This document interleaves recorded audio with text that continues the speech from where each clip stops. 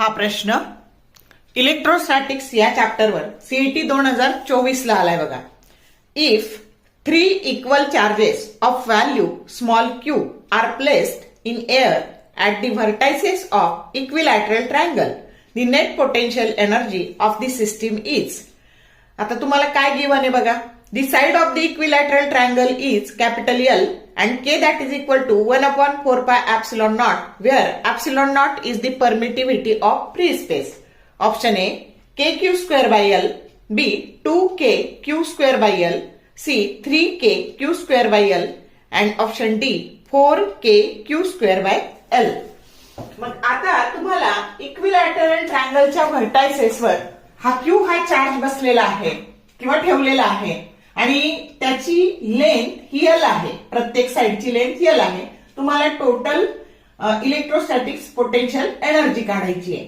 मग ह्या दोन चार्जेस मधली पोटेन्शियल एनर्जी कशी काढतात तर 1/4 पाय एप्सिलॉन नॉट त्या दोन चार्जेसचा गुणाकार डिवायडेड बाय त्यांच्यामधलं डिस्टन्स.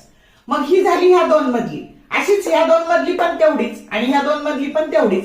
मग आता त्याच्यामध्ये 1/4 पाय एप्सिलॉन नॉट कॉमन निघाले. आतमध्ये हे शिल्लक राहिले आणि हेच आपल्याला कशी लिहिता येते 3Q स्क्वेअर बाय L.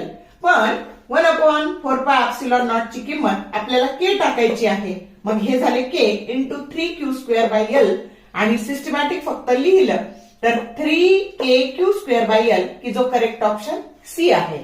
समजलं. म्हणजे जेव्हा जेव्हा इक्विलॅटरल ट्रायंगलचा प्रॉब्लेम येईल त्याची इलेक्ट्रोस्टॅटिक पोटेन्शियल एनर्जी काढायला येईल तेव्हा हा फॉर्म्युला नीट लक्षात ठेवा.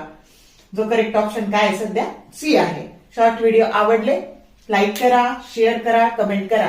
For more useful tips and tricks keep watching wings of physics. Thank you very much.